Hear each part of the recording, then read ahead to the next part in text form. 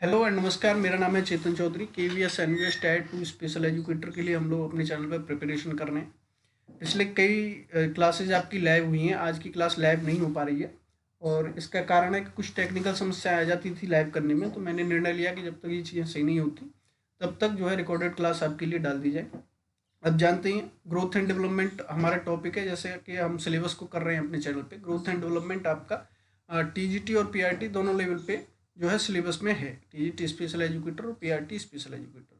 तो हमने एक क्लास अप्रोचेज ऑफ डेवलपमेंट पढ़ ली है अपनी जो है क्लासेज में, उसका लिंक मैं दे दूंगा जिससे आप कनेक्ट कर पाएंगे। तो अप्रोचेज ऑफ ह्यूमन डेवलपमेंट में यानी कि विकास के उपागम में, विकास के दृष्टिकोण में, हमने पढ़ा कि विकास के दृष्टिकोण में शामिल होते हैं पक्ष और अवस्थाएं। ये दो शामिल होते हैं। पक्ष मतलब एरियाज ऑफ डेवलपमेंट, जैसे कि कॉग्निटिव डेवलपमेंट, संज्ञानात्मक विकास, फिजिकल डेवलपमेंट, शारीरिक विकास, संवेगात्मक विकास यानी इमोशनल डेवलपमेंट, लिंग्विस्टिक डेवलपमेंट यानी कि भाषिक विकास। तो ये एक मानव जिन पक्षों में अपना विकास होता है मानव का, तो ये पक्ष होते हैं, ठीक है, एरियाज होते हैं।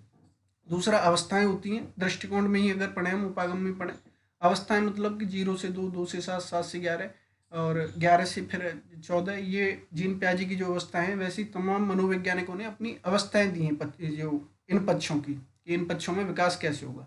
जैसे कि आप सिंपल शब्दों में समझें कि एक अवस्था है 0 से 2, ठीक है। तो इस अवस्था में आपका संवेगात्मक विकास कैसे होता है, मानसिक विकास कैसे होता है, शारीरिक विकास कैसे होता है, तो इसको हमें पढ़ना होता है आपके इस टॉपिक में। इसका नाम है मानव विकास के उपागम, ठीक है।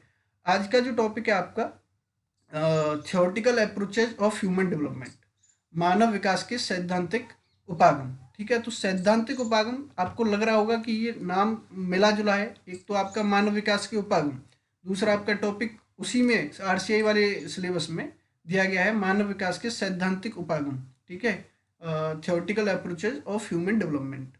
आप बीएड का जब सिलेबस देखेंगे तो ये दोनों ही टॉपिक्स आपको मिल जाएंगे।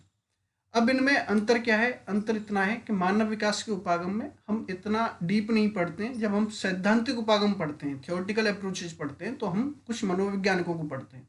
आपको पता ही है किसी भी चीज़ को पढ़ने का एक तरीका होता है कि आप जो भी चीज़ जो पढ़ रहे हैं उसके कुछ पहले से मौजूद सिद्धांत होंगे, ठीक है, कुछ रूल्स होंगे। तो उन सिद्धांतों को पढ़ने के बाद वो जो चीज़ जो चाहे कोई एजुकेटर हो या कोई पढ़ने वाला हो, वो उन सिद्धांतों के अनुसार पढ़ता है तो ये बात सिद्ध हो जाती है, प्रूवन हो जाती है। तो इसीलिए यह टॉपिक आपके सिलेबस में डाला गया, theoretical approaches of human development, ठीक है। तो आज का जो टॉपिक है theoretical approaches of human development, इसमें अगर आप बीएड स्पेशल एजुकेशन के सिलेबस में देखेंगे तो बहुत क्लियरली नेम मेंशंस हैं, ठीक है, कि आपको केवल इन मनोवैज्ञानिकों को पढ़ना है। मुझे कुछ टाइम पहले किसी ने ये पूछा भी था कि सर हमें ये बताइए कि हमें कौन कौन से मनोवैज्ञानिकों को पढ़ना है। तो इसका सीधा सीधा आंसर मैंने ये कहा था कि आपको जिन मनोवैज्ञानिकों को पढ़ना है वो टॉपिक निर्धारण करेगा आपका कि टॉपिक कौन सा है, ठीक है। तो आज के जो टॉपिक में जो मनोवैज्ञानिक हैं वो निर्धारित हैं पहले से ही आपके सिलेबस में। तो हम उन मनोवैज्ञानिकों को देखेंगे। एक बार मैं थोड़ा सा इसमें सेटअप करके और फिर पढ़ाना स्टार्ट करता हूँ आपको, है ना। तो आज की क्लास रिकॉर्डर नहीं है, जल्दी से ये चीज़ें रिकॉर्डेड भी, वो सॉरी लाइव नहीं है, जल्दी से ये चीज़ें मैं कोशिश कर रहा हूँ कि लाइव भी होंगे, ठीक है ना। आज पहली क्लास जो मैं रिकॉर्डेड ले रहा हूँ इस टॉपिक पे। हाँ जी।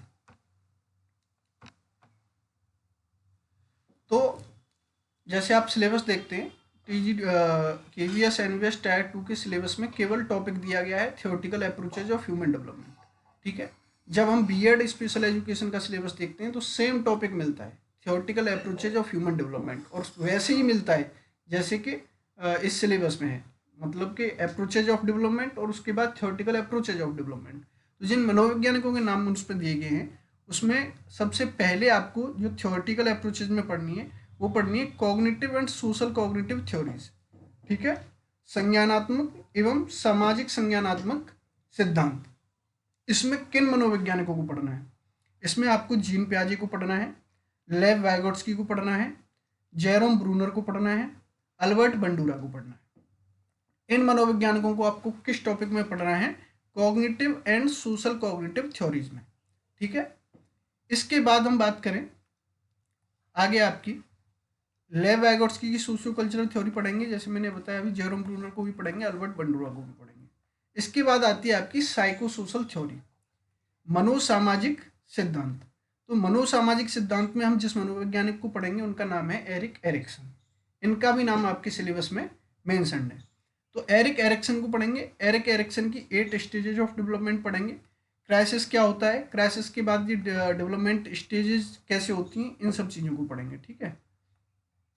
इसके बाद हम पढ़ने वाले हैं साइको एनालिटिक थ्योरी, जो है आपकी सिगमंड फ्राइड की, ठीक है। सिगमंड फ्राइड मनोविज्ञान में एक बहुत बड़ा नाम है। आप अगर वेब सीरीज वगैरह देखते हो तो नेटफ्लिक्स पे एक फ्राइड नाम से वेब सीरीज भी आ चुकी है। तो सिगमंड फ्राइड ने मनोविज्ञान में, साइकोलॉजी में आपका बहुत बड़ा योगदान दिया है, जिसको हम चाइल्ड डेवलपमेंट एवं इसमें पढ़ते हैं, ठीक है। सभी टीचर्स के सिलेबस में इनका नाम आता है। तो इसमें हम emphasis on unconscious mind and ego super ego पढ़ेंगे। साइकोसेक्सुअल स्टेजेस 5 दिए हैं इन्होंने, सिगमंड फ्राइड ने, उनके बारे में जानेंगे, ठीक है। Early experience in shape personality, इसके बारे में जानेंगे। मैं ओवरव्यू दे रहा हूँ ताकि आप समझ सकें कि हमने पढ़ना किन चीज़ों को। पूरी यूनिट है आपकी, ठीक है। तो अगर एक क्लास में इस यूनिट को ख़त्म करेंगे तो ये क्लास भी पूरी बहुत लंबी हो जाएगी। तो मैं कोशिश करूँगा, जैसे कि मैंने जीन प्याजे को पढ़ाया हुआ है अपने चैनल पे, तो मैं क्या करूँगा, जीन प्याजे को जब बताऊँगा यहाँ पे, तो कुछ प्रमुख चीज़ों को बता के आपको बता दूंगा कि जीन प्याजे को आप इस वीडियो से पढ़ लीजिए, उसकी मैं डिस्क्रिप्शन में लिंक भी डाल दूंगा। तो ऐसे करके, ठीक है। लेकिन समझने के लिए इसमें जीन प्याजे को थोड़ा बहुत पढ़ाना जरूरी है, इसलिए मैं जरूर बताऊँगा, है ना। इसके बाद आपकी इकोलॉजिकल थ्योरी। इकोलॉजिकल थ्योरी मतलब कि पारिस्थितिकी सिद्धांत, ये दिया है आपका यूरी ब्रोनफेन-ब्रेनर ने। तो इनके बारे में पढ़ेंगे। पारिस्थितिकी सिद्धांत मतलब कि पारिस्थितिकी कैसे प्रभावित करती है मानव विकास को। इसके बाद हम पढ़ेंगे आपकी होलिस्टिक थ्योरी ऑफ डेवलपमेंट, जो दी है आपकी रुडोल्फ स्टीनर ने, ठीक है। यानी कि आपकी मानव विकास की समग्र सिद्धांत क्या है। समग्र मतलब कि सारा जो भी अभी तक हम पढ़ेंगे उसमें समग्रता, यानी कि सारी थ्योरीज को मिला के इन्होंने रुडोल्फ स्टेनर ने एक सिद्धांत दिया है, उसके बारे में पढ़ेंगे। तो शुरुआत करते हैं आपकी। आप यहाँ से कम इतना तो समझ सकते हैं, अगर सारे टॉपिक्स यहाँ पे कवर नहीं होंगे तो आपको पढ़ना क्या क्या है, ठीक है। इतनी चीज़ें आप लेके जा सकते हैं केवल यहाँ तक अगर आपने वीडियो देखा है तो। इसके बाद हम शुरू करते हैं जीन प्याजे को। तो जीन प्याजे, पहले तो मैं इंट्रोडक्शन ही दूं कि इनको पढ़ना ही क्यों ज़रूरी है। देखिए, पढ़ना मैंने जैसे बताया आपको कि जैसे मैंने अप्रोचेज ऑफ ह्यूमन डेवलपमेंट बताई थी, आपको पक्ष बताए और अवस्था बताई, यानी कि फील्ड बताया, एरिया बताया और स्टेजेस बताई, ठीक है। वो वीडियो मिल जाएगा आपको। तो वैसे ही जब हम सिद्धांतों की बात करते हैं तो उन्हीं पक्षों में जैसे जीन प्याजे है, इन्होंने किस सिद्धांत पे काम किया, आपके कॉग्निटिव डेवलपमेंट पे। कॉग्निटिव डेवलपमेंट यानी कि मनोवैज्ञानिक, संज्ञानात्मक सिद्धांत। संज्ञान कहते हैं आपके मस्तिष्क को, जो आपकी मानसिक क्रियाएं होती हैं उसको कहते हैं संज्ञान, ठीक है। जीन प्याजे ने किस विषय पे अपना पूरा कार्य किया था, संज्ञान पे, ठीक है। तो संज्ञानात्मक सिद्धांत नाम से इनकी थ्योरी है। इसके बाद लेव वाइगोट्स्की, इन्होंने किया था सोशियो कल्चरल थ्योरी पे काम, ठीक है। सोशियो कल्चरल थ्योरी मतलब सामाजिक सांस्कृतिक सिद्धांत। तो जैसा कि इन नामों से स्पष्ट है कि जब हम जीन प्याजे को पढ़ेंगे तो हमें क्या पढ़ना है, केवल संज्ञानात्मक सिद्धांत। लेव वाइगोट्स्की को पढ़ना है तो क्या पढ़ना है, सामाजिक सांस्कृतिक सिद्धांत। यानी जीन प्याजे और लेव वाइगोट्स्की का मैं बताऊंगा आपको, दोनों का ही जन्म एक ही साल में हुआ था, है। जीन प्याजे स्विट्जरलैंड के थे, यूनिवर्सिटी ऑफ न्यूसाटेल में इनकी शिक्षा हुई। माता पिता धार्मिक प्रवृत्ति के थे, ठीक है। और जीन प्याजे 21 या 22 साल तक बायोलॉजिस्ट थे। बायोलॉजी में उन्होंने पीएचडी की डिग्री हासिल की। पीएचडी की डिग्री हासिल करने के बाद जब उस समय पे जो आपके जिन्होंने आईक्यू का वो दिया था, बिने की प्रयोगशाला में गए जीन प्याजे। स्विट्जरलैंड से आपके बिने की प्रयोगशाला में जाते हैं। वहाँ पर जाकर ये मनोविज्ञान में, क्योंकि इनकी जिज्ञासा हो रही थी कि बच्चे का विकास जैसे हो रहा है तो कैसे हो रहा है, जब कब क्यों कैसे जैसे प्रश्न उठते हैं तो इसको जिज्ञासा कहते हैं, क्यूरियोसिटी कहते हैं। जीन प्याजे क्यूरियस स्वभाव के थे, तो ये गए ये जानने के लिए कि किसी भी बच्चे का विकास होता है तो वो कैसे होता है। तो वहाँ पे बिने, जिन्होंने आपके इंटेलिजेंस टेस्ट का निर्माण किया था, उनकी प्रयोगशाला में जाते हैं, वहाँ पे सीखते हैं उनसे, बिने से। तो ये कुछ चीज़ें ऑब्जर्व करते हैं, जैसे कि कुछ बच्चे हैं उनका विकास जो हो रहा है वो एक निश्चित अवस्था में, एक फिक्स एज में एक जैसा हो रहा है। तो ये विनय ने केवल एक बच्चे पे ऑब्जर्व नहीं किया, कई बच्चों पे ऑब्जर्व किया। तो यहाँ से विनय को ये समझना प्रारंभ हुआ कि एक एज क्राइटेरिया होता है, एक एज क्राइटेरिया में कुछ बच्चों में जो विकास होता है सभी बच्चों का वो समान रूप से होता है। तो ये जीन पियाजे ने अपनी क्यूरियोसिटी के माध्यम से जानने की कोशिश की। अब जब जब शुरुआत हो जाती है तो फिर वो सिद्धांत पे काम करने लग जाते हैं कि ऐसा क्यों होता है। तो इन्होंने अपने ही बच्चों को ऑब्जर्व करना स्टार्ट कर दिया जीन पियाजे ने। जैसे कि कोई बच्चा जो है उनका 2 साल पे है, कोई 5 साल पे, तो इसका विकास किस क्रम में हो रहा है, फिर दूसरे बच्चों से तुलना की। तो मतलब कि ये सिद्धांत जो है और पुख्ता होता गया कि हाँ ये सही बात है कि एक निश्चित एज क्राइटेरिया होता है, जैसे 0 से 2, 2 से 7। 0 से 2 तक जो चीज़ें आ सकती हैं वो 2 से 7 तक जो है, मतलब जो 2 से 7 वाली चीज़ें हैं वो 0 से 2 में नहीं आएंगी। तो इसका मतलब कि 0 से 2 तक कुछ चीज़ें प्राप्त कर लेनी होती हैं बच्चे को, जो उसके डोमेन्स होते हैं विकास के, जैसे कि सोशली, मेंटली, इन चीज़ों को तो वो प्राप्त कर लेता है। तो ये एज क्राइटेरिया का इन्होंने जीन पियाजे ने थोड़ा सा जो है इस पे रिसर्च किया। तो उन्होंने अब जो थ्योरी दी इसका नाम है कॉग्निटिव डेवलपमेंट थ्योरी। लेविगोट्स्की और जीन पियाजे एक ही साल में पैदा हुए थे। तो हम आगे पढ़ेंगे इनके बारे में। हालांकि आपको वीडियो जो मैं बता रहा हूँ उसका लिंक मैं डिस्क्रिप्शन में दे दूंगा। इनका पूरा जो है आप समझ सकते हैं कि पढ़ना बहुत ज़रूरी है, लेकिन आप इग्नोर नहीं कर सकते जीन पियाजे को। जीन पियाजे को आपको हर हाल में जो है अपने इसमें पढ़ना ही पड़ेगा। तो अगर मैं ये वीडियो केवल एक एक करके बनाता जाऊंगा तो कम से कम आपका आधा घंटा जीन पियाजे को एक एक पॉइंट बताने में लग जाएगा। तो आपको बेटर है कि वो जो है आप देख लीजिएगा वीडियो। तो इन्होंने कहा कि children actively construct knowledge through interaction. तो जो बच्चे होते हैं वो ज्ञान का निर्माण सक्रिय रूप से करते हैं। ठीक है, सक्रिय रूप से करते हैं। ये सबसे पहले किसने कहा? जीन पियाजे ने। ठीक है, बच्चे ज्ञान का निर्माण कैसे करते हैं? सक्रिय रूप से। ठीक है, और आपका 4 चरण बताए इन्होंने। 4 चरण मतलब कि जो एज क्राइटेरिया होते हैं वो 4 होते हैं। 4 कौन कौन से होते हैं आपके? एक होता है आपका, मैंने आपका और ये क्लियर करने के लिए, क्योंकि हिंदी इंग्लिश दोनों में करना होता है ना, तो मैं लिखता आ रहा हूँ उसको। हिंदी में उसको कहते हैं संवेदी संक्रियात्मक अवस्था। ठीक है, अब ये जो मैं नाम बोल रहा हूँ ये ध्यान से सुनिएगा, हिंदी वाले खासकर। इंग्लिश वालों को क्या परेशानी, इंग्लिश वालों को कोई परेशानी नहीं होती। संवेदी संक्रियात्मक अवस्था को सेंसरी मोटर स्टेज ही बोलेंगे इंग्लिश में। लेकिन जैसे ही बात हिंदी की आती है तो संवेदी संक्रियात्मक अवस्था को कुछ पढ़ाने वाले कुछ और नाम से पढ़ा देते हैं, कोई कुछ और नाम से पढ़ा देता है। लेकिन जब चेकिंग होती है आपकी आंसर शीट्स की या कैसे भी, तो उसमें जो नाम एनसीईआरटी में लिखे हुए हैं, ठीक है, एनसीईआरटी में या फिर कहीं भी जो सोर्सफुल बुक्स हैं उनमें लिखे हुए हैं वही नाम आते हैं। और जब एमसीक्यूज देखेंगे तो अगर आपका आ गया संवेदी संक्रियात्मक अवस्था नाम और आपने पढ़ा ही वो दूसरा नाम है, यानी कि मिलते जुलते नाम पढ़ लिए उससे, तो आप क्वेश्चन गलत कर पाएंगे। इसलिए मैं जो नाम हिंदी में बोल रहा हूँ इसीलिए मैं हेल्प ले रहा हूँ ताकि नाम गलत ना हो हिंदी वालों के लिए। अगर हिंदी वालों के लिए नाम सही है तो इसका मतलब कि वो जो है क्वेश्चन को सही करके आएंगे, इसकी पक्की पक्की गारंटी होती है। तो आपकी सेंसरी स्टेज जो होती है वो कौन सी होती है? 0 से 2 साल तक, हिंदी में उसको बोलते हैं संवेदी संक्रियात्मक अवस्था। अगर आप लिखना चाहें पॉज करके लिख सकते हैं। दूसरी इन्होंने बताई प्री ऑपरेशनल स्टेज, जिसकी एज होती है 2 से 7। इसको बताया इन्होंने हिंदी में पूर्व संक्रियात्मक अवस्था। तीसरी बताई इन्होंने कॉन्क्रीट स्टेज, इसको हिंदी में कहते हैं मूर्त संक्रियात्मक अवस्था।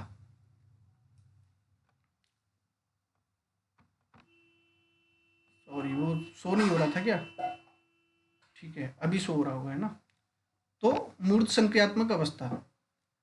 इसके बाद एक आपकी फॉर्मल स्टेज यानी कि अमूर्त संक्रियात्मक अवस्था। 11 से 14 इसकी एज बताई थी। ठीक है, तो एज क्राइटेरिया क्या क्या रहेगा चारों का? 0 से 2, 2 से 7, 7 से 11, 11 से 14 प्लस। तो ये 4 स्टेजेज बताई आपकी जो है जीन पियाजे ने। अब इन 4 स्टेज में विकास कैसे होता है आप उस वीडियो में जाके देखिएगा, बहुत डिटेल में वो बताया गया है। ठीक है, तो साथ में एक उदाहरण देते हैं। बच्चा खुद प्रयास करके साइकिल चलाना सीखता है। बच्चा खुद प्रयास करके साइकिल चलाना सीखता है, ये उसका कौन सा विकास है? बौद्धिक विकास, यानी कि संज्ञानात्मक विकास, यानी कि कॉग्निटिव डेवलपमेंट। क्या कर रहा है वो? एक्टिव कंस्ट्रक्शन ऑफ नॉलेज कर रहा है, खुद प्रयास कर रहा है और साइकिल चलाना सीख रहा है। जीन पियाजे ने इसको क्या कहा, एक्टिव कंस्ट्रक्शन ऑफ नॉलेज। इन्होंने कुछ चीज़ें बताई जैसे मानसिक संरचना, स्कीमा। स्कीमा क्या होती है, जब आप प्रयास करते हैं किसी चीज़ को सीखने के लिए, तो जो आपके ब्रेन के स्ट्रक्चर में जो चीज़ें पैटर्न के थ्रू होती हैं, तो उनको एक स्कीमा नाम दिया गया है। यानी कि आप नए ज्ञान का निर्माण तब करते हैं जब आपके स्कीमा में पुराने ज्ञान के आधार पर कुछ परिवर्तन होते हैं। जैसे कि इसी पीडीएफ में अगर मैंने शामिल किया हो तो मैं बताऊँ आपको, learning through assimilation and accommodation. तो स्कीमा का निर्माण कैसे होता है, आपका एसिमुलेशन और एकोमेंडेशन के थ्रू। मान लीजिए आपने कुछ भी सीखा, ठीक है, एक तो सीखा आपने पुराने ज्ञान के आधार पर, अब पुराने ज्ञान के आधार पर जो आप नई चीज़ सीख रहे हैं, एक तो आपने नई चीज़ ऐड की पुराने ज्ञान में, तो इसको बोलेंगे हम एसिमुलेशन। अब जो आपने नई चीज़ सीखी उससे आपको पता चला कि पुरानी वाली चीज़ गलत थी, इसलिए आपने उसको क्या किया, मॉडिफाई कर दिया जो पुराना सीखा हुआ था, इसको कहते हैं एकोमेंडेशन। तो जो प्रक्रियाएं आप कर रहे हैं ये किसके थ्रू कर रहे हैं, स्कीमा के थ्रू। स्कीमा मतलब वो क्रियाएं जो आपके दिमाग में एक पैटर्न के तहत बैठी हुई हैं। तो ये कहा था जीन पियाजे ने कि लर्निंग किसके थ्रू होती है, आपकी एसिमुलेशन एंड एकोमेंडेशन के थ्रू। बच्चा वातावरण से अंतरक्रिया करके स्वयं ज्ञान बनाता है। 4 चरण बताए, सीखना, समाकलन और समायोजन से होता है। ठीक है, अभी आपका वाइगोट्स्की की सोशल कॉग्निटिव थ्योरी का एक एग्जाम्पल है। जैसे कि मैंने बताया, वाइगोट्स्की क्या कहते हैं, आपका सीखना क्या होता है, सामाजिक प्रक्रिया है। यानी कि पियाजे और वाइगोट्स्की में फ़र्क आप उसी उदाहरण से समझें। तो पियाजे क्या कहते थे कि बच्चा साइकिल चलाना सीख रहा है, किसके प्रयास से, स्वयं के प्रयास से। बच्चा खुद प्रयास करके साइकिल चलाना सीखता है, फिर वो संतुलन समझता है, यह उसका बौद्धिक विकास है। ठीक है, इसके बाद वाइगोट्स्की क्या कहते हैं कि पिता साइकिल पकड़ कर चलाते हैं। ठीक है, अब यहाँ पे वो हेल्प ले रहा है, किसकी, मोर नॉलेजेबल अदर्स की, यानी कि जो उससे अधिक ज्ञानवान है उसकी हेल्प ले रहा है। तो वाइगोट्स्की का इस सिद्धांत ये कहता है कि आपका डेवलपमेंट जो होता है वो कैसे होता है, आपके सामाजिक जो चीज़ें होती हैं जो प्रभावित करती हैं आपको, वो आपके डेवलपमेंट में मददगार होती हैं। तो वाइगोट्स्की क्या कहते हैं, बच्चा किसकी मदद लेता है, पिता की साइकिल चलाने में। ठीक है, तो पिता साइकिल पकड़कर चलाते हैं, मार्गदर्शन से बच्चा सीखता है। इसको कहा है सामाजिक जो है सोशल कॉग्निटिव या सोशियो कल्चरल थ्योरी। किसने कहा है, वाइगोट्स्की ने। इसके बाद ब्रूनर की डिस्कवरी लर्निंग की अगर हम बात करें तो थोड़ा इसमें पढ़ें वाइगोट्स्की में, तो emphasise social interaction in learning, यानी कि सोशल इंटरेक्शन, जब बच्चा अंतर क्रिया करता है समाज से तब सीखता है। पियाजे क्या कहते थे, बच्चा स्वयं से चीज़ों को एकोमोडेट करके अपने हिसाब से तब सीखता है, एक्टिव लर्निंग करता है। वाइगोट्स्की क्या कहते हैं, बच्चा समाज से सीखता है। ठीक है, जैसे कि बच्चा साइकिल चलाना किससे सीखा, पिता से। जीन पियाजे क्या कह रहे थे, बच्चा साइकिल चलाना कैसे सीखा, खुद से, खुद ही ज्ञान का सक्रिय निर्माण करके। ठीक है, अब लेव वाइगोट्स्की की बात आती है। ये कहते हैं कि सोशल इंटरेक्शन के द्वारा लर्निंग होती है। जोन ऑफ प्रोक्सीमेंट डेवलपमेंट, जेडपीडी की इन्होंने बात की। आप ये फुल फॉर्म जरूर याद रखिएगा, आपकी सीटेट में तो कई बार आती है, आपको पता भी होगा जोन ऑफ प्रोक्सीमेंट डेवलपमेंट क्या होता है। तो इसका भी वीडियो मैंने बनाया हुआ है लेव वाइगोट्स्की के ऊपर, तो उसमें और अच्छे से क्लियर किया हुआ है। आप जो है जब भी देखें तो इस वीडियो को माध्यम बना के आप इन थ्योरीज को डिटेल में जरूर देखेंगे, है ना। तो लैंग्वेज प्लेज एक की रोल, यानी कि बच्चे के डेवलपमेंट में जो भाषा होती है वो एक मुख्य भूमिका अदा करती है। जेडपीडी यानी कि बच्चा कहाँ से सीख रहा है, मोर नॉलेजेबल अदर से, अपने से बड़े से सीख रहा है। अब जैसे बच्चा साइकिल चलाने की प्रक्रिया सीख रहा था तो पिता क्या करेगा, पहले उसको हेल्प देगा, फिजिकल हेल्प दी उसने, ठीक है, फिर उसके बाद वो वर्बली बताएगा। तो जो प्रॉम्प्टिंग आप देखते हैं ना, तो ये इसी का जेडपीडी का हिस्सा होता है। धीरे धीरे धीरे धीरे बच्चा स्वतंत्र रूप से चलाना सीखता है, इसी को कहते हैं। फिर वो जेडपीडी जो है, वो जो आपकी हेल्प जो दी जा रही थी वो हटा ली जाती है और बच्चा सीख जाता है। यानी कि यह बच्चे के सीखने पर प्रभाव किसका रहा, समाज का। ठीक है, पिता किसका हिस्सा है, समाज का। ठीक है, तो ये कहते हैं आपके वाइगोट्स्की, जो कहते हैं आपकी सोशियो कल्चरल थ्योरी में लेव वाइगोट्स्की। इसके बाद जेरन ब्रूनर, इन्होंने मॉडर्न कॉग्निटिव डेवलपमेंट दिया। ठीक है, अब जैसे मैंने अभी बताया आपको कि जीन पियाजे ने क्या दिया था, जीन पियाजे ने दिया था कॉग्निटिव डेवलपमेंट थ्योरी। इसके बाद ब्रूनर ने क्या दिया, मॉडर्न कॉग्निटिव डेवलपमेंट। अब मॉडर्न कॉग्निटिव डेवलपमेंट में जो ब्रूनर हैं वो कहते हैं डिस्कवरी लर्निंग की बात करते हैं, यानी कि खोज आधारित अधिगम।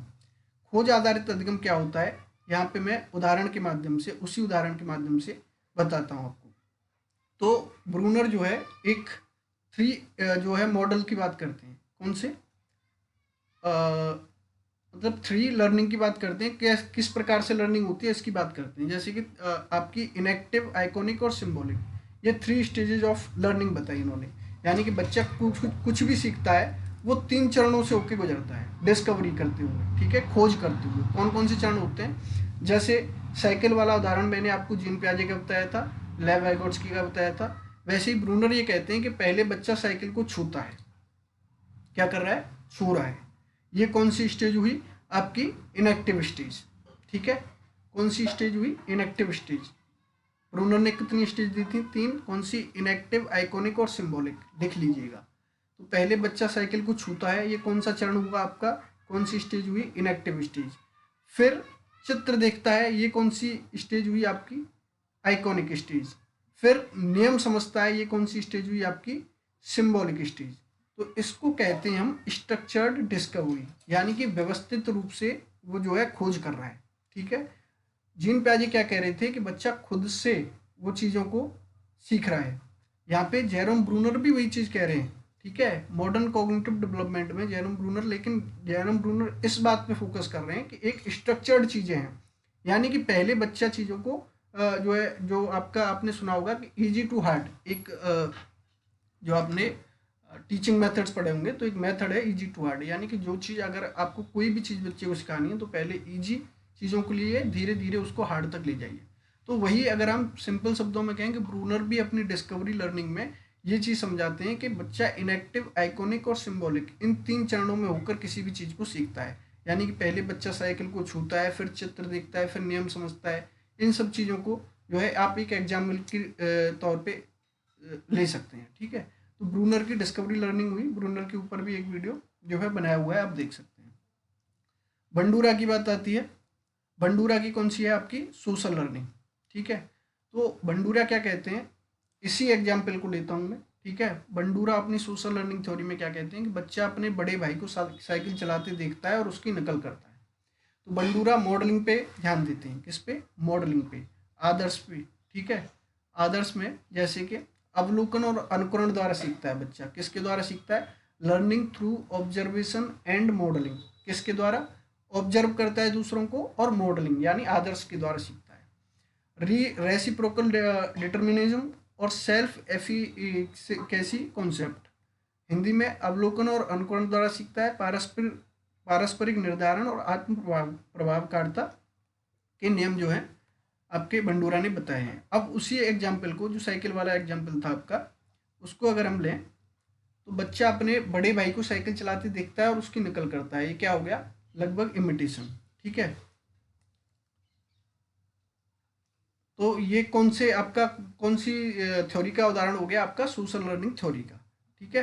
तो मॉडलिंग की बात की बंडूरा ने, इमिटेशन की बात की, रीइंफोर्समेंट की बात की। रीइंफोर्समेंट में मतलब कि आप किसी भी चीज़ को बच्चे को सिखा रहे हो तो उसको रीइंफोर्समेंट की मदद से सिखाया जा सकता है, ठीक है। यानी कि किसी भी चीज़ को सिखाने के लिए जो मोटिवेशन देता है वो रीइंफोर्समेंट आपका दे सकता है।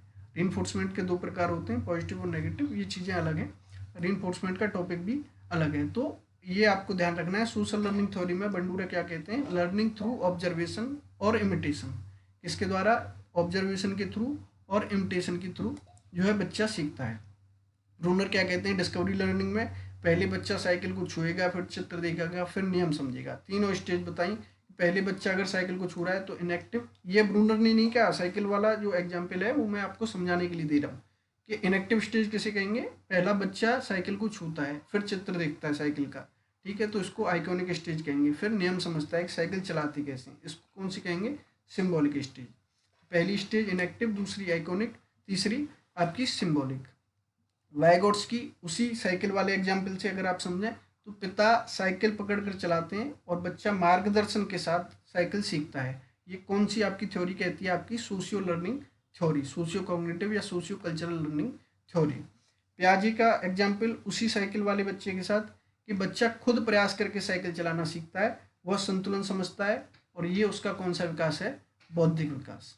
ठीक है, आपको जो ब्रूनर में एक और जो कीवर्ड याद रखना है, इन्होंने स्पाइरल करिकुलम की बात की थी, यानी कि करिकुलम जुड़ा हुआ होना चाहिए एक दूसरे से। ठीक है, तो ब्रूनर हो गए, बंडूरा हो गए। तो यहाँ तक समझने के लिए कि आपकी जो मैंने आपको शुरुआत में बताया आपका कि आपको cognitive and social cognitive theories में, जैसे अभी आपने ये बिल्कुल ओवरव्यू लिया है, जितना मैंने बताया है आपको डिटेल में पढ़ना है। डिटेल में आप जो है या तो वो वीडियो से देख सकते हैं, अपने प्रयासों से भी पढ़ सकते हैं, नाम मैंने बता दिए हैं, आपको समझा भी दिया है कि ये चीज़ें होती क्या हैं। तो कॉग्निटिव एंड सोशल कॉग्निटिव में आपको कौन से मनोवैज्ञानिकों को पढ़ना है ये मैंने बता दिया। ये थ्योरीज कहती क्या है, इनका ओवरव्यू क्या है कहने का, ये मैंने बता दिया आपको। दूसरा हम बात करें आपकी साइको सोशल थ्योरी, जो कि है एरिक एरिक्सन की। साइको सोशल को हिंदी में कहते हैं मनोसामाजिक सिद्धांत। किसने दिया? एरिक एरिक्सन ने। एरिक एरिक्सन ने 8 stages of development across life span, यानी कि आपकी जब डेवलपमेंट होता है, आपके बच्चा जब छोटा होता है तब से लेके वृद्धावस्था तक, बूढ़े होने तक, तो आपका जो डेवलपमेंट होता है वो 8 चरण यानी कि 8 स्टेप्स में होता है, मृत्यु तक बताया है इन्होंने। मृत्यु तक नहीं, लेकिन 65 वर्ष तक आप मान सकते हैं। ठीक है, तो 65 वर्ष तक इन्होंने क्लियर किया है बिल्कुल कि आपका जो इस एज क्राइटेरिया में आप इस स्टेज से गुजर रहे होंगे। इन्होंने एरिक एरिक्सन ने वो चीज़ बताई है। ठीक है, तो एरिक एरिक्सन अपनी थ्योरी में साथ साथ में कुछ चीज़ और बताते हैं। ये आपको 8 जो मैं बताऊंगा इनके नाम आपको लिख लेने हैं, ये भी बहुत ज़्यादा इम्पोर्टेंट है। ठीक है,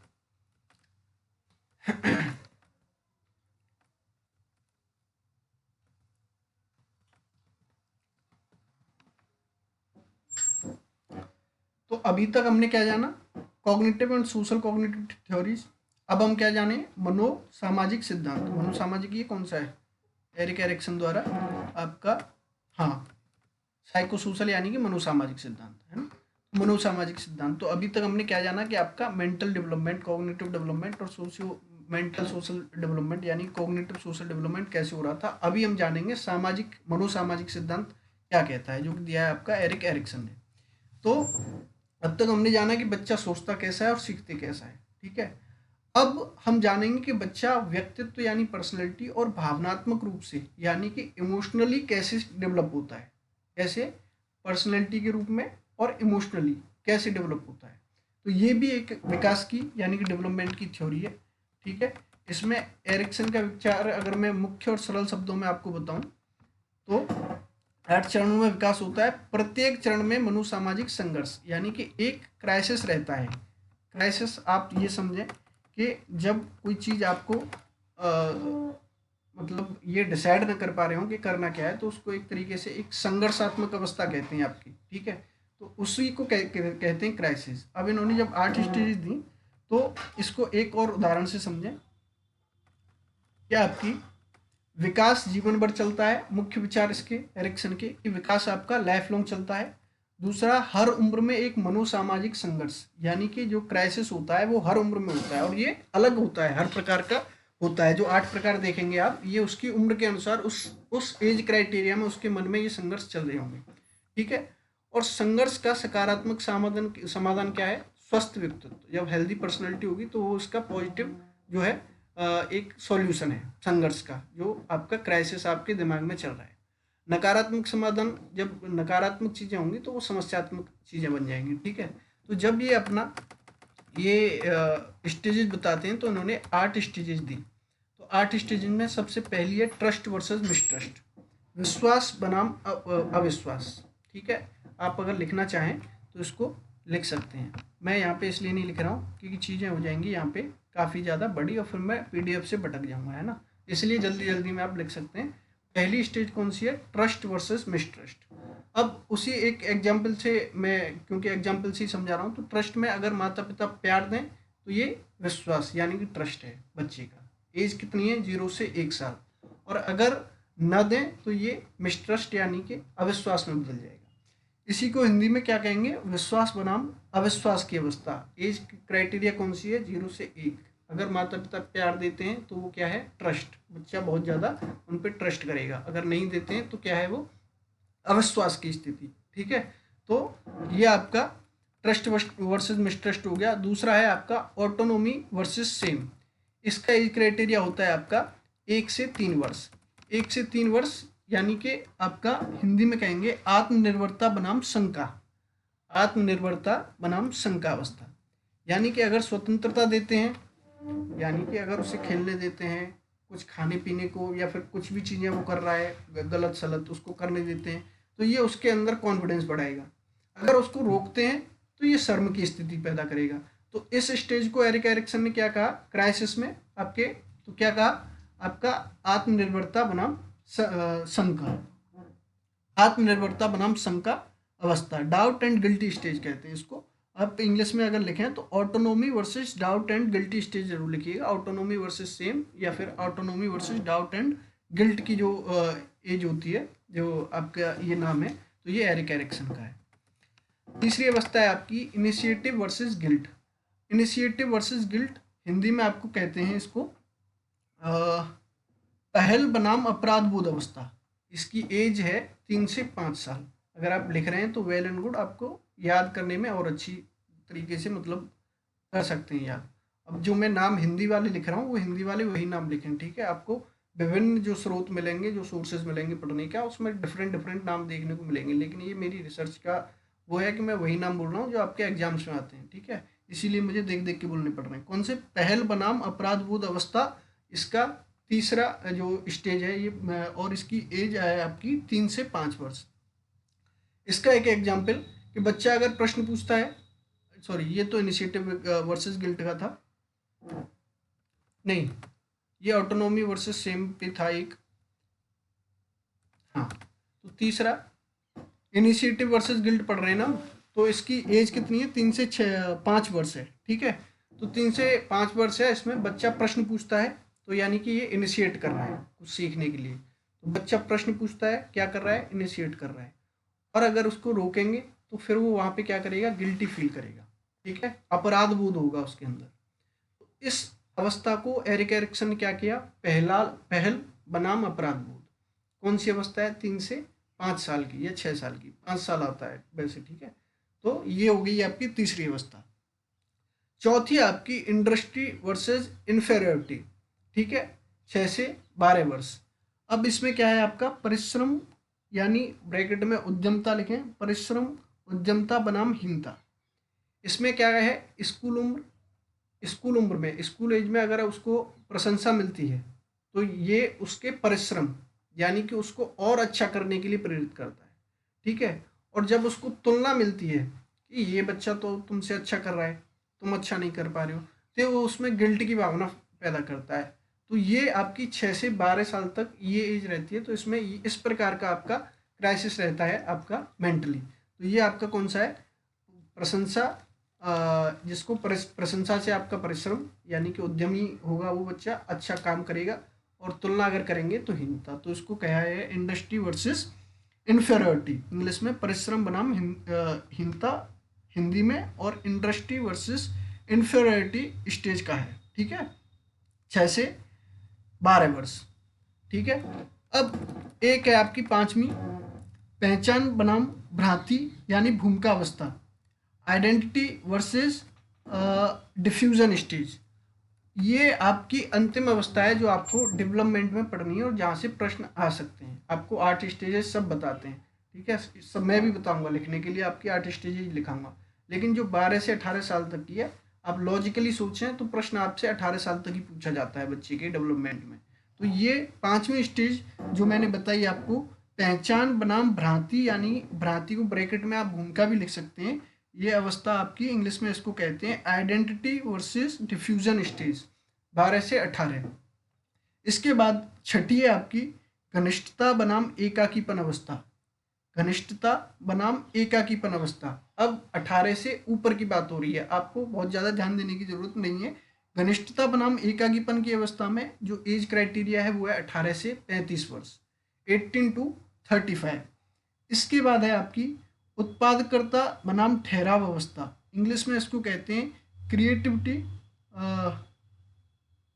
सॉरी छठी बता रहा था ना, घनिष्ठता बनाम एकाकीपन अवस्था को इंग्लिश में कहते हैं इंटिमेसी वर्सेस आइसोलेशन स्टेज। और फिर उसके बाद सातवीं आपकी उत्पादकता बनाम ठहराव अवस्था, हिंदी ठीक है। उत्पादकता बनाम ठहराव अवस्था, जिसकी एज क्राइटेरिया है आपकी 35 से 50 वर्ष, और इंग्लिश में इसको कहते हैं क्रिएटिविटी वर्सेस स्टे स्टेज, ठीक है।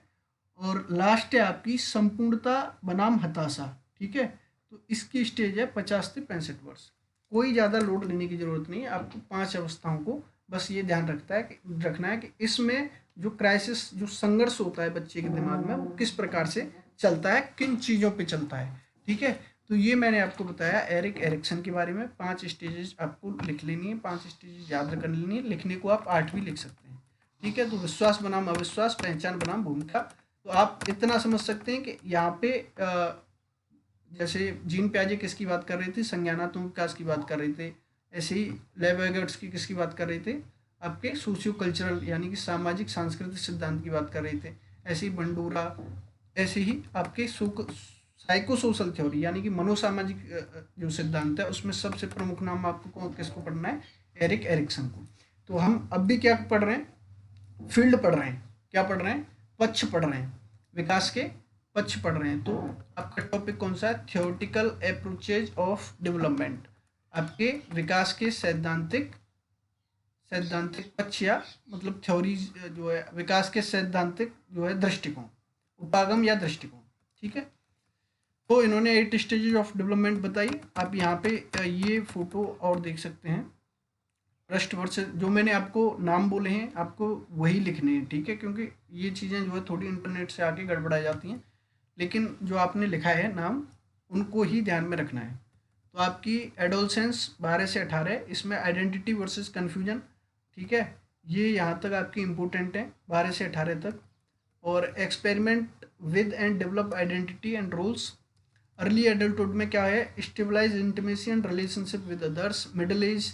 मिडिल एज की मैंने अलग से एज क्राइटेरिया बताया, इसमें 30-64 लिखा हुआ है, जो मैंने बोला हुआ है आप उस पर ध्यान देंगे, है ना।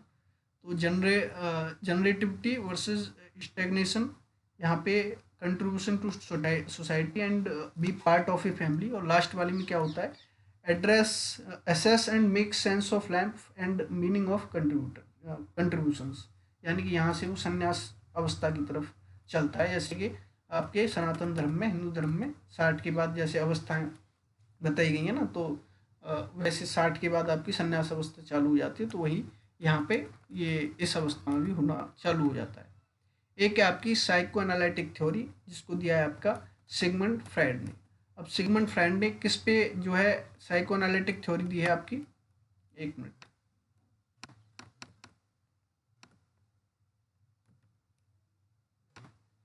हाँ,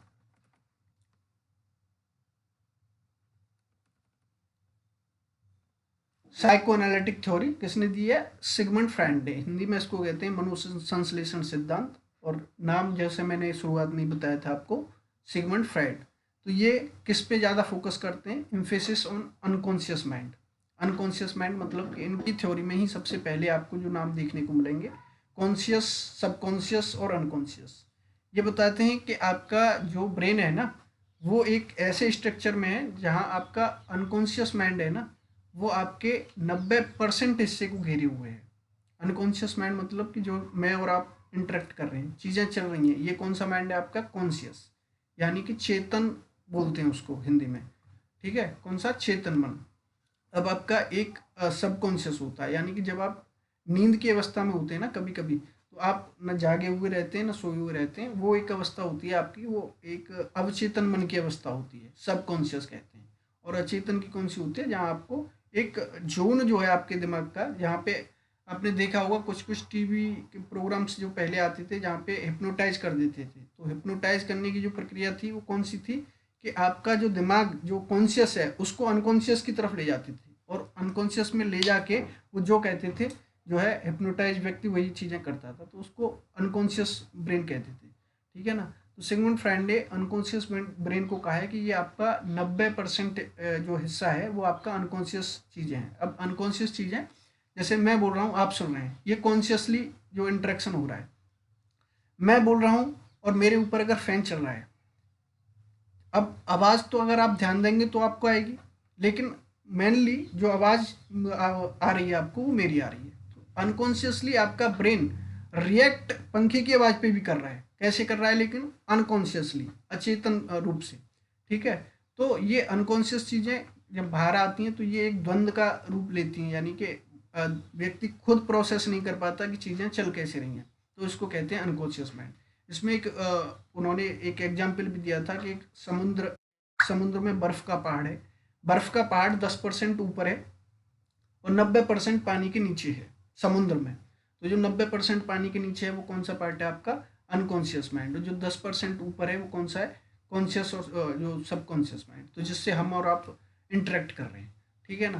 तो ये सिगमंड फ्रायड एक बहुत ही डीप और मतलब सबसे प्रमुख थ्योरीज में इनको कहा जाता है। तो साइको एनालिटिक थ्योरी में सिगमंड फ्रायड ने इड ईगो सुपर ईगो की बात की है। इड ईगो सुपर ईगो में के अलावा इन्होंने अर्ली एक्सपीरियंस और सेफ पर्सनैलिटी, जैसे हम साइकोसेक्सुअल जो स्टेजेस पढ़ते हैं ना, तो अभी तक आपने पढ़ा है कि साइकोसेक्सुअल स्टेजेस में ये कुछ प्रमुख स्टेजेस होती हैं। ठीक है, जैसे अब हम पढ़ते क्यों हैं? जब इनको पर्सनैलिटी की बात आती है तो इसको पढ़ना ही क्यों जरूरी है?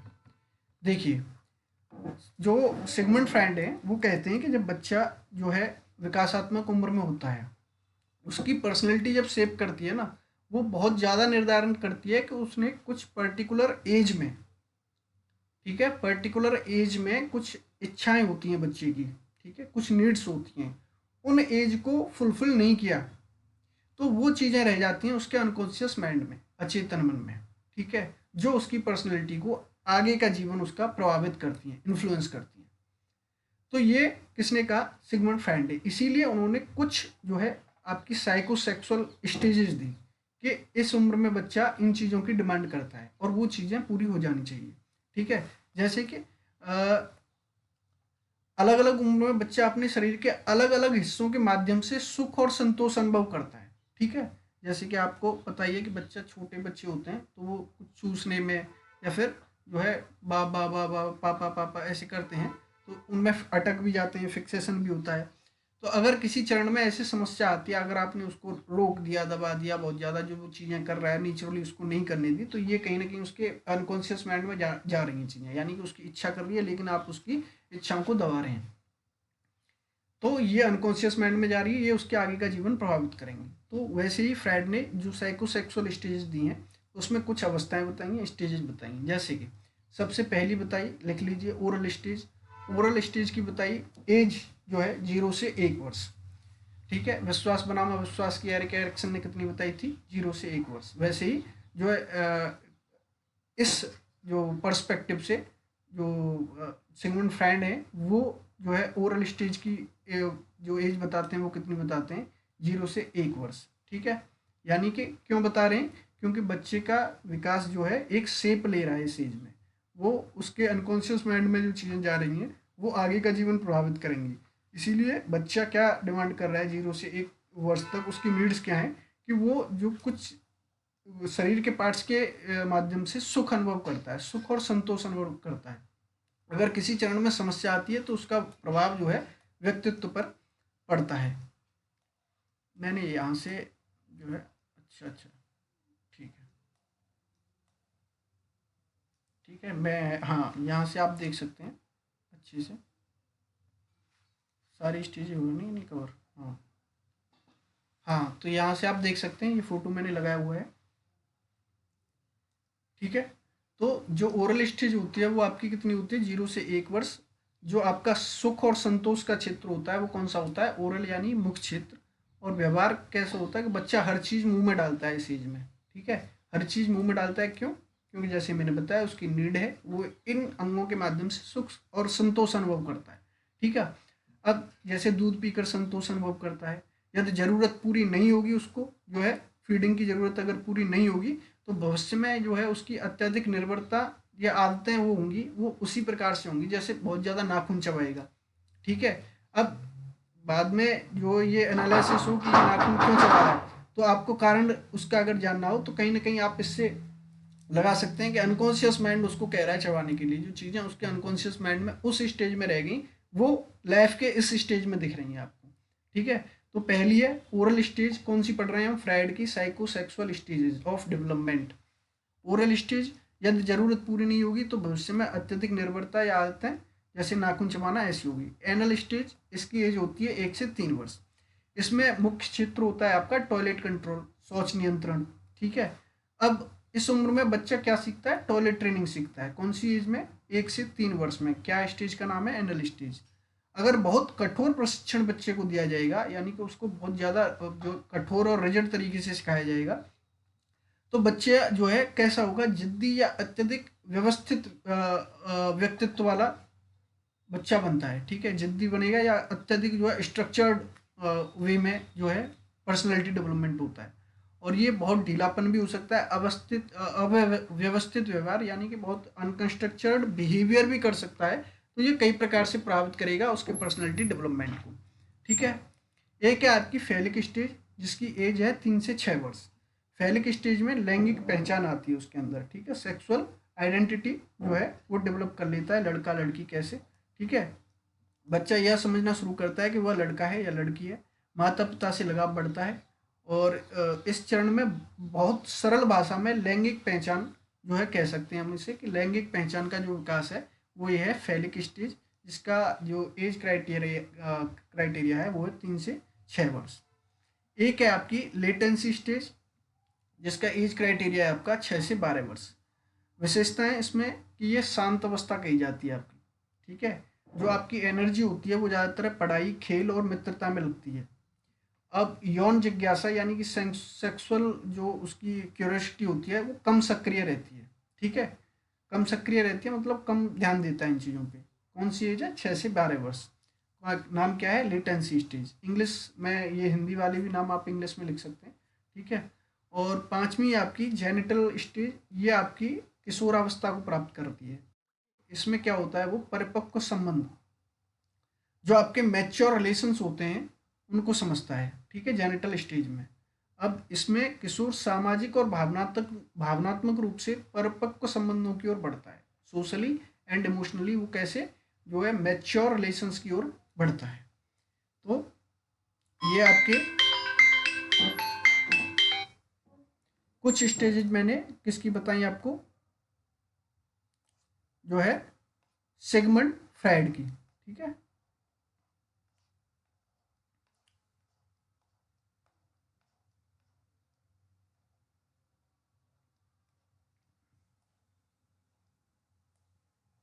तो कुछ चीज़ें आपको, जैसे कि पियाजे ने कौन सा दिया आपका, कॉग्निटिव डेवलपमेंट। वाइगोट्स्की ने सामाजिक सहयोग के द्वारा बच्चा सीखता है, ठीक है। मानसिक विकास के द्वारा सीखता है, ये कहा था पियाजे ने। सामाजिक सहयोग के द्वारा सीखता है, ये कहा था वाइगोट्स्की ने। एरिक्सन कहते हैं कि व्यक्तित्व संघर्ष, पर्सनैलिटी क्राइसिस होता है बच्चे के अंदर या फिर ह्यूमन के अंदर, वो एक सीखने की स्टेजेज होती हैं। और फ्राइड कहते हैं कि बच्चा एक कैसा बनेगा, ये उसका जो अर्ली चाइल्डहुड एज है वो डिसाइड कर देती हैं, ठीक है ना। तो उन्होंने साइकोसेक्सुअल स्टेजेस भी बताई, ठीक है। तो ये चीज़ें बताई, ठीक है। अब जो आपकी नेक्स्ट हम देखें तो सिगमंड फ्राइड के बाद इकोलॉजिकल थ्योरी जो है आपकी यूरी ब्रोनफेन ब्रेनर की। पारिस्थितिकी तंत्र, ठीक है। तो पारिस्थितिकी जो सिद्धांत है ये दिया आपका डेवलपमेंट का, किसने दिया, यूरी ब्रोनफेन ब्रेनर ने, ठीक है। Development influenced by environmental system. Development किससे इन्फ्लुएंस होता है, आपके वातावरण से, पारिस्थितिकी से।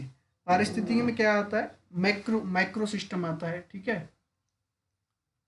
क्या आता है, ये बच्चा है आपका, एक मिनट,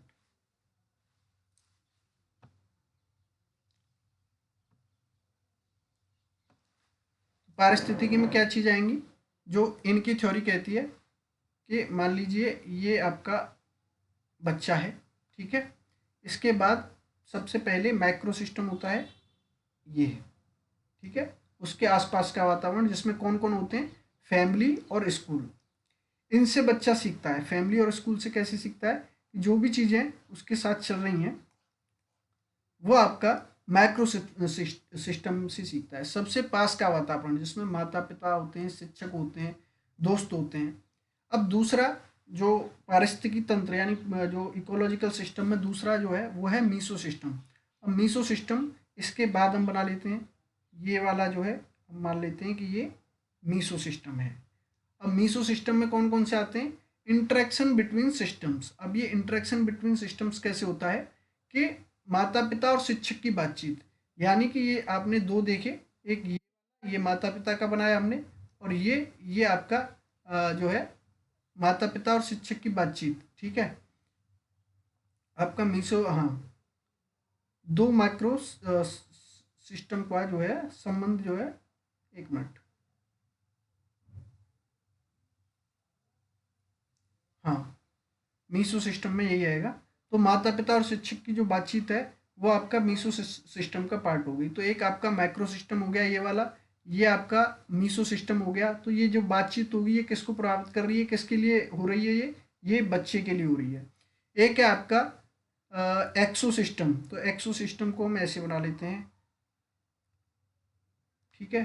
तो एक्सो सिस्टम में क्या है, अप्रत्यक्ष प्रभाव पड़ता है, ठीक है। अप्रत्यक्ष प्रभाव में जैसे कि आपका बच्चा सीधे शामिल नहीं होता है पर प्रभाव पड़ता है। जैसे कि पिता की अगर नौकरी चली जाती है तो ये कहीं ना कहीं किसको प्रभावित कर रही है, बच्चे को।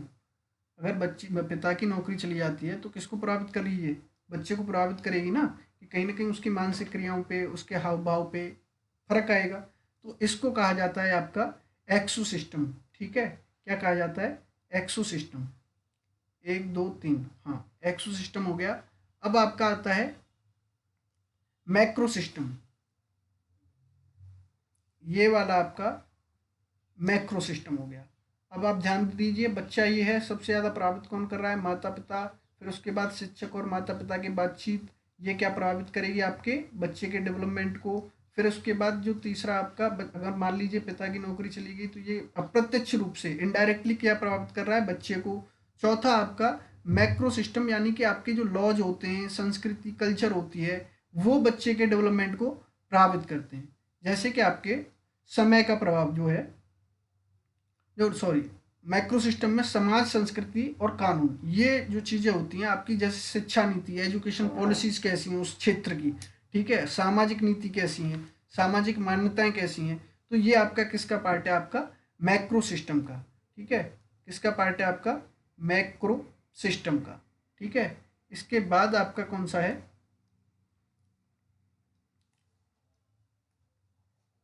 अच्छा, ठीक है,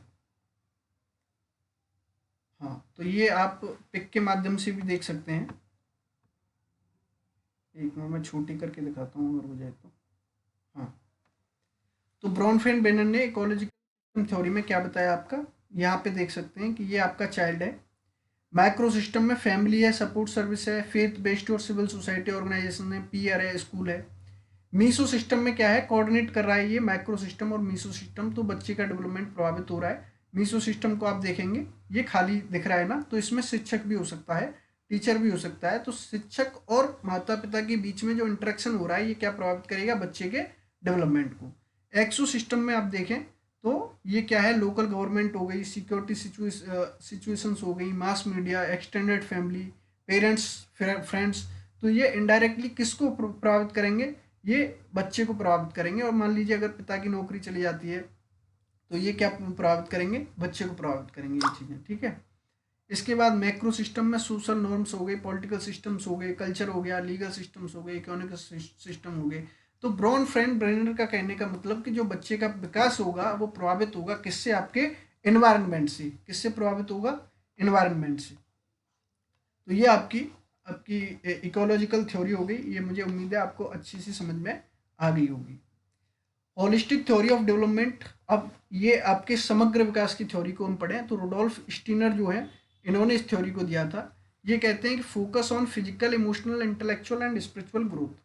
जो आपका फोकस होना चाहिए बच्चे के जो डेवलपमेंट में, वो ये कहते हैं कि आप केवल स्कूली शिक्षा पर निर्भर न रहें। बच्चे का जो डेवलपमेंट है उसमें स्कूली शिक्षा को शामिल न करें, और स्कूली शिक्षा को शामिल कर रहे हैं तो उसमें म्यूजिक जैसे म्यूजिक हो गया, गेम्स हो गया, इन चीज़ों पर ज़्यादा फोकस करें। तो focus on physical, emotional, spiritual भी, ठीक है, स्पिरिचुअल ग्रोथ, यानी कि उसकी जो है आध्यात्मिक ग्रोथ भी होनी चाहिए। ये ऐसा रुडोल्फ स्टेनर कहते हैं, ठीक है। इमोशनल, तो education according to developmental stages, उसकी जो डेवलपमेंटल स्टेजेस चल रही हैं उसके अकॉर्डिंग एजुकेशन होनी चाहिए। Learning through art, music, creativity, कैसे होनी चाहिए लर्निंग, आर्ट के थ्रू होनी चाहिए, म्यूजिक के थ्रू होनी चाहिए, क्रिएटिविटी यानी कि सृजनात्मकता के रूप में होनी चाहिए। मोरल एंड इमेजिनेटिव डेवलपमेंट, यानी कि आपका नैतिक और कल्पनात्मक विकास होना चाहिए। यानी कि कुल मिला के जो आप आदर्शवाद पढ़ते हैं गांधी जी का, उसका ये कहीं ना कहीं आपको रुडोल्फ स्टीनर की थ्योरी में जो है दिखेगा कि जो है आप रुडोल्फ स्टीनर भी इसी चीज़ को देखते हैं कि स्पिरिचुअल ग्रोथ होनी चाहिए बच्चे की और ये चीज़ें, ठीक है। और यहाँ पे इंग्लिश में थोड़ा सा आपको दिखेगा, Rudolf Steiner's holistic theory of development posit that human growth unfolds in 3 distinct, ये जो मैंने स्टेजेस बताई आपको, तो रुडोल्फ स्टीनर ने भी स्टेजेस दी हैं। कौन कौन सी? 0 से 7, 7 से 14 और 14 से 21, ये 3 स्टेजेस दिए हैं रुडोल्फ स्टीनर ने अपनी होलिस्टिक अप्रोच में। तो ये फोकस करते हैं integration of head, heart and hands, यानी कि आपके सिर का, दिल का और हाथों का, इनका इंटीग्रेशन होना चाहिए, ये कहते हैं अपनी थ्योरी में। कैसे? It emphasises nurturing the whole child through imaginative, artistic and rhythmic activities, यानी कि म्यूजिक के थ्रू होनी चाहिए, इमेजिनेशन के थ्रू लर्निंग होनी चाहिए, ये इन चीज़ों के कहते हैं। Delaying formal academics to prioritise physical development, imitation and creative play based learning. तो कौन सी? प्ले बेस्ड लर्निंग पे ये फोकस करने की बात करते हैं आपके रुडोल्फ स्टीनर। की कंपोनेंट ऑफ 7 सर्कल साइकिल में अर्ली चाइल्डहुड, जो बर्थ टू 7 ईयर्स है, तो ये कहते हैं focus on the development of the physical body. कौन सी? फिजिकल बॉडी की फोकस की है। आप चिल्ड्रन लर्न थ्रू इमिटेशन, कैसे? अनुकरण के द्वारा सीखते हैं, नकल करके सीखते हैं। Rhythmic play and creative unstructured activity in A homely environment, ठीक है। तो कैसी? एक वातावरण घर का ऐसा होना चाहिए, क्रिएटिव एक्टिविटीज होनी चाहिए उसमें, तो उसमें बच्चा सीखता है। कौन से एज क्राइटेरिया में? बर्थ टू 7 आवर्स, जन्म से 7 साल तक, ठीक है।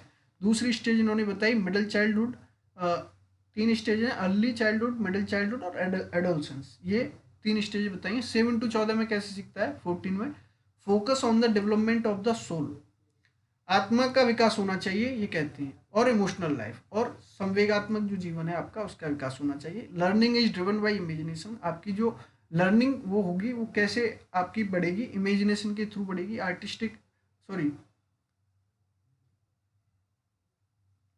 हाँ, इमेजिनेशन के थ्रू बढ़ेगी, आर्टिस्टिक एक्सप्रेशन के थ्रू बढ़ेगी एंड इमोशनल कनेक्शन के थ्रू बढ़ेगी। With the teacher often saying with the class for this entire period, ठीक है। तो कहीं ना कहीं ये आत्मा को जो है शामिल करते हैं। एडोलसेंस यानी कि 14 से 21 साल में focus on the development of the ego और spirit, intellectual capacity and abstract thinking emerge, preparing for the young adult to understand the world through conceptual thinking and critical analysis.